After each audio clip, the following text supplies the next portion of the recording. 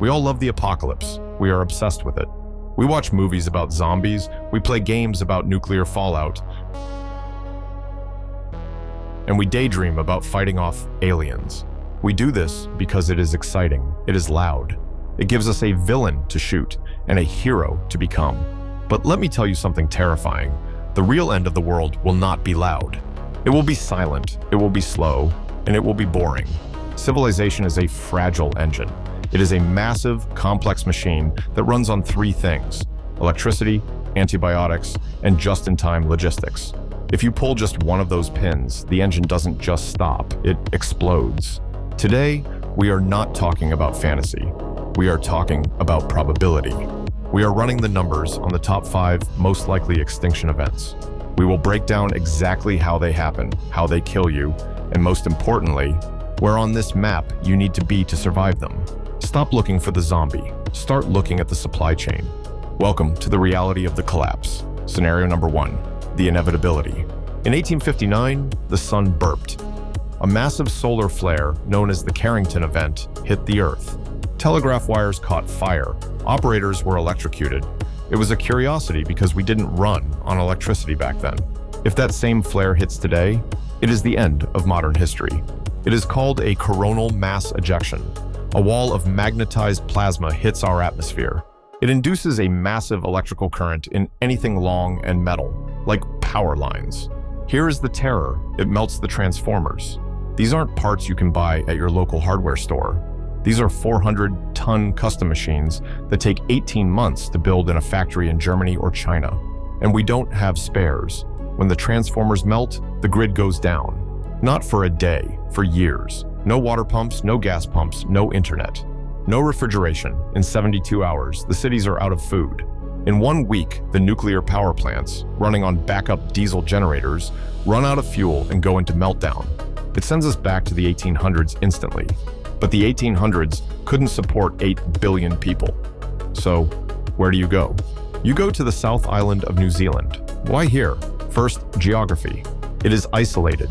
When the continents go into chaos, nobody is swimming to New Zealand. Second, hydropower. The South Island runs almost entirely on hydroelectric dams. These systems are robust, simpler to repair, and can operate independently of a global grid. Third, population density. It has 1.2 million people and 26 million sheep. In a grid-down scenario, you need calories and isolation. This is the lifeboat of humanity. Scenario number 2, the one that keeps doctors awake at night. We are leaving the golden age of medicine.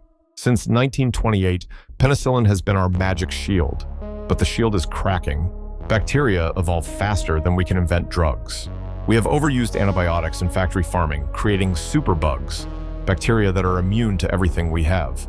Imagine a world where a paper cut kills you, where a C-section is a death sentence, where you catch a cough on the subway, and 3 days later, your lungs dissolve.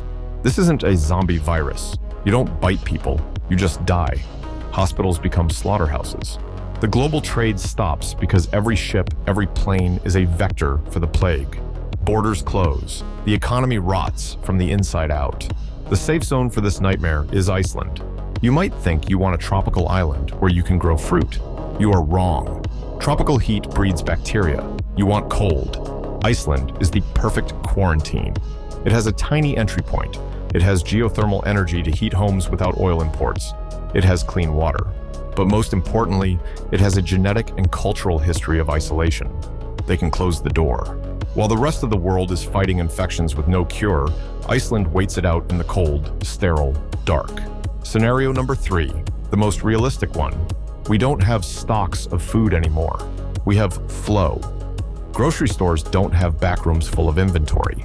They have trucks arriving every 4 hours. This is called just-in-time delivery. It is an algorithm. What happens if a cyber weapon, a piece of code like Stuxnet, erases the financial ledger or corrupts the shipping GPS data? The trucks stop.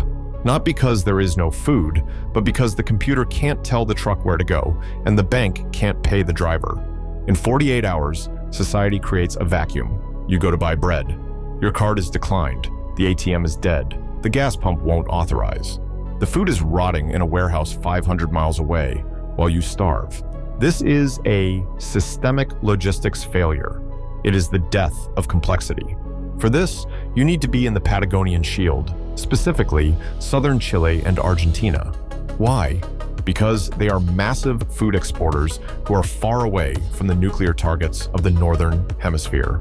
Patagonia has massive freshwater reserves, low population density, and a culture that still knows how to farm without robots.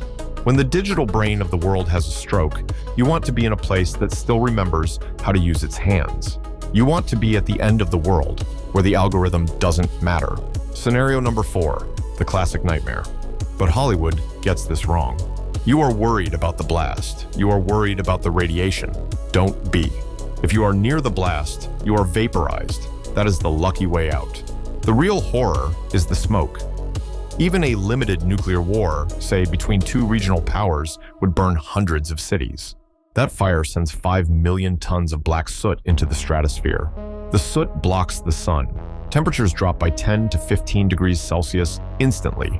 It isn't an ice age, it's a nuclear autumn. It doesn't kill you with cold.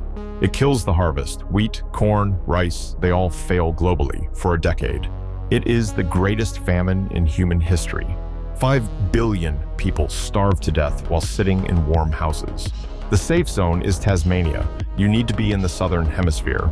The wind patterns mean the smoke from a northern war will stay north for a long time. Tasmania is the sweet spot. It has reliable rain. It has fertile soil. It is an island off an island. While the northern hemisphere eats itself in the dark, Tasmania might just have enough sunlight to grow a potato. And in a nuclear famine, that potato will be worth more than gold. Scenario number 5, the one nobody talks about. We are running out of dirt. Industrial farming, monocrops, pesticides, heavy tilling, is killing the topsoil. The UN estimates we have about 60 harvests left before the soil turns to sand. This is the dust bowl on a global scale. The soil microbiome dies. The plants stop growing. The food calorie count drops. This is the slow collapse. Prices rise. Bread becomes a luxury item. Then it becomes a memory. Nations will go to war not for oil, but for arable land. It is a slow strangulation of the human race. The safe zone is the Kamchatka Peninsula in the far east of Russia. This is one of the last wild places on Earth. It is volcanic. Why does that matter? Volcanic soil is incredibly fertile. It is constantly renewing itself. It is full of salmon runs, bears, and fresh water. It has barely been touched by industrial farming. It is harsh. It is cold. But the ground is alive. If you can survive the winters, the land will feed you. New Zealand, Iceland, Patagonia, Tasmania, Kamchatka. These are the places on the map. But let's be real. You aren't going to move there tomorrow. You have a job. You have a family. You are stuck where you are. So where is the safest place really? It isn't a GPS coordinate. The safest place is a resilient mind. The people who survive these scenarios aren't the ones with the biggest bunker. They are the ones who can endure discomfort, the ones who can build a community, the ones who don't panic when the Wi-Fi cuts out. If the grid goes down, your neighbor is your biggest asset, not your enemy. If the trucks stop, your garden is your bank account. The world is fragile. The systems are weak, but the human spirit? That has survived ice ages, plagues, and world wars. Stop worrying about the end of the world. Start building a world worth surviving for. This is Mindflix. Preparation is the antidote to fear. Wake up and stay ready.